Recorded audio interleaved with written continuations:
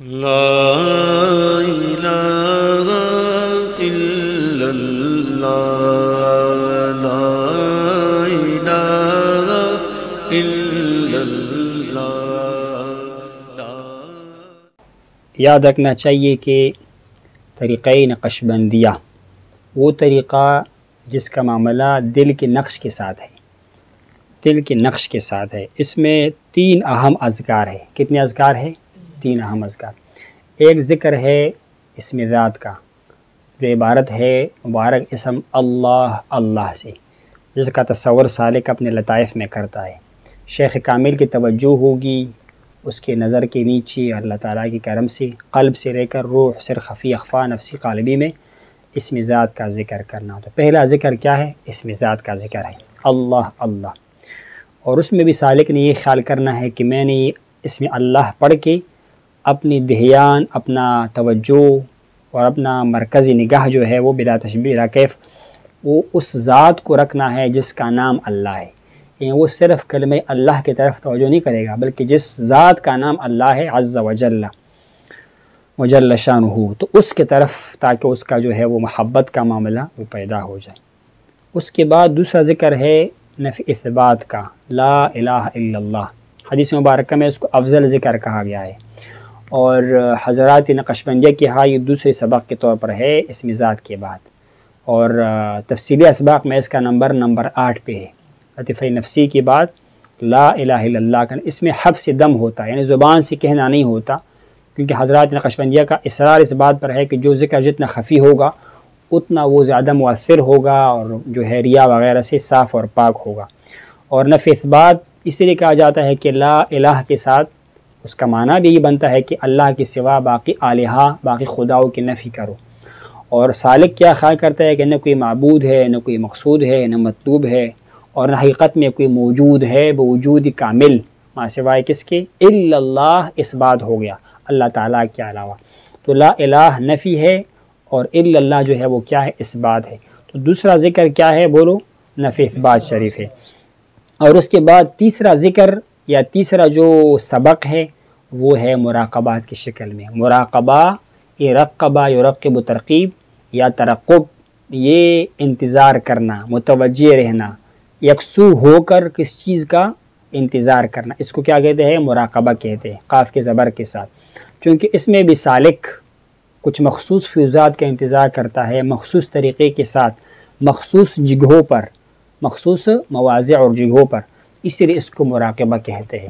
تو مراقبہ یہ منتہین کے لیے آخری درجے پر ہے، اسم ذات مبتدئین کے لیے، ابتداء والوں کے لیے، نفی اثبات متوسطین درمیان والوں کے لیے۔ اور شیخ کامل بھی اسی طرح کرے گا مبارک رحمہ اللہ۔ تو کبھی کبھار سالک کی ابتدا کو دیکھتے تھے، اس کے لطائف عالم امر میں اسم ذات کے ذکر میں بھی سال تک لگ جاتا تھا، یا سال سے بھی زیادہ عرصہ۔ پھر نفی اثبات میں اس کے مہینے کیا کہ سال گزر جاتے تھے، پھر جا کر مراقبات کی اجازت اس کو ملتی تھی۔ آج کل تو بہرحال کچھ مشائخ کا اپنا معاملہ بھی ہے، مختلف وجوہات، لیکن یہ 3 اذکار ہے بہرحال، اسم ذات کا ذکر، اس کے بعد نفی اثبات کا، اور اس کے بعد جو ہے وہ مراقبات کا ذکر ہے۔ تو مراقبات کو مراقبہ سے لے کہا جاتا ہے کہ اس میں بھی سالک فیض کا طلب کرتا ہے۔ مراقبات اصل میں یہ جو ہے 7 مدارج ہے قرب خداوندی کی، جس میں مراقبات کی جاتے ہیں۔ 7 مدارج انشاءاللہ کسی دن تفصیل سے ہم نقشہ ڈالیں گے، اللہ ہمیں اس پہ باقاعدہ مشرف بھی فرمائے۔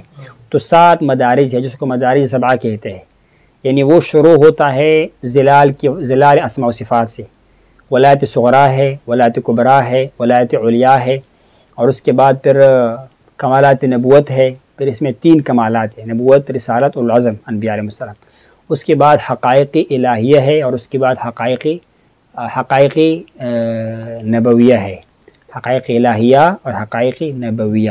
یہ 7 مدارج ہے کہ جس میں سالک سیر و سلوک کرتا ہے، اللہ تعالیٰ کی بارگاہ سے فیض کا طلب کرتا ہے، اور اس کی روح کو اور اس کی باطنی لطائف کو عروج جو ہے وہ نصیب ہوتی ہے۔ تو مراقبات 36 مراقبات ہے، اور ابتداءً جو کچھ مراقبے ہیں نا، یہ اس کو وقوف اس لیے کہا جاتا ہے، وقوف اس لیے کہا جاتا ہے، یہ جو پہلے 10 مراقبات ہے کہ گویا سالک سٹاپ کرتا ہے، رک جاتا ہے، یعنی آپ قلب کی طرف متوجہ ہوتے ہیں. آپ نے پہلے ذکر کیا ہوا ہے اس مزاج کا ذکر.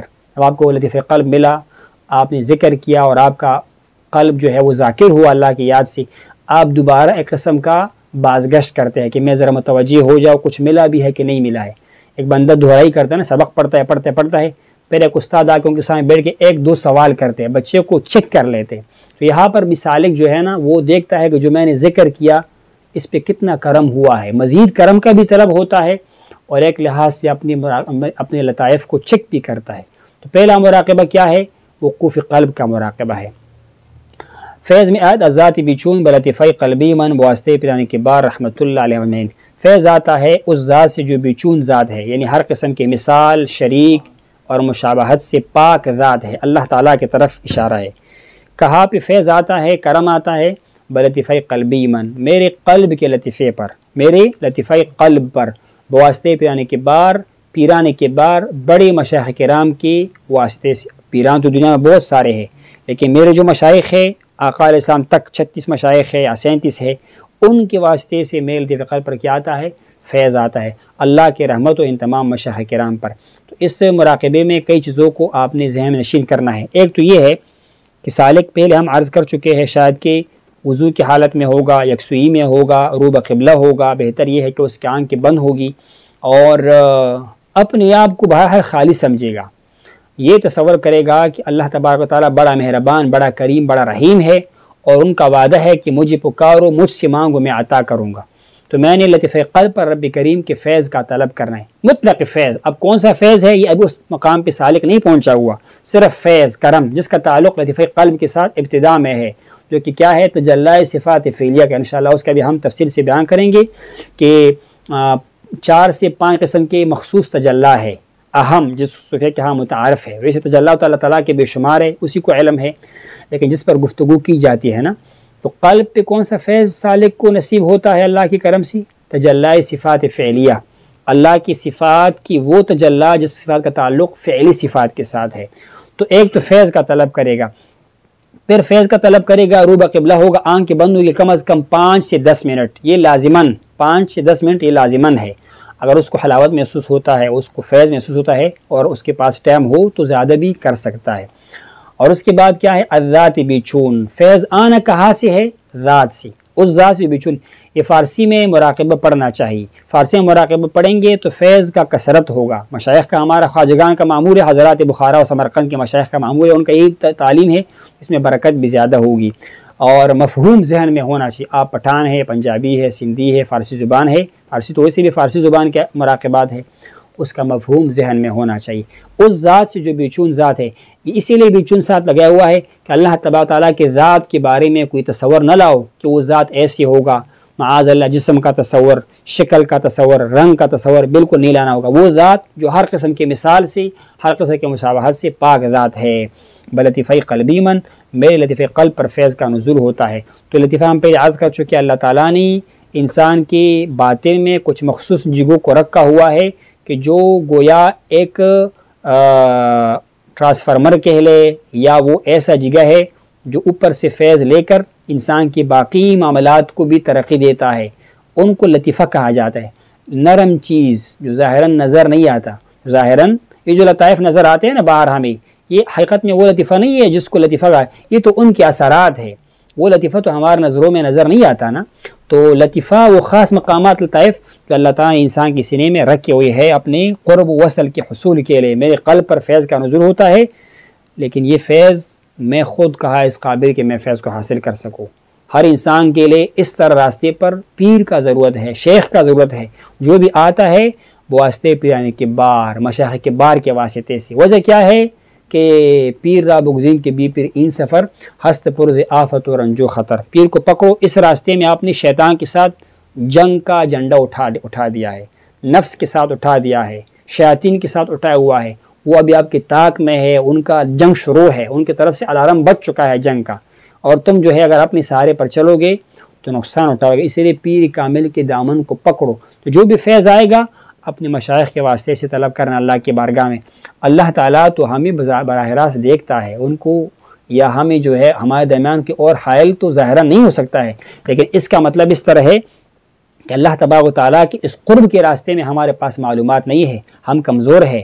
ہمیں جس طرح قرآن پاک سیکھنے کے لیے، نماز پڑھنے کے لیے، حج کرنے کے رہنما، گائیڈر، مرشد کی ضرورت ہوتی ہے، تو اللہ کے قرب کے راستے میں تو بطریق اولا مرشد کی ضرورت ہے. مقصود اللہ کے ذات ہے لیکن شیخ واسطہ اور وسیلہ ہے. میرے لطف قلب پر واسطے پیان کے بار سے فیض آتا ہے اور اللہ کی رحمت ہو ان مبارکین پر. فیض میں فیض آتا ہے ذاتی بچون، اللہ کے ذاتی بچون سے. لطف قلبی من میرے قلب کے لطفے پر بواسطے پیانے کے بار کے واسطے سے رحمت اللہ علیہ، اللہ کی رحمت ہو ان تمام پیرانے کے بار پہ. لا الہ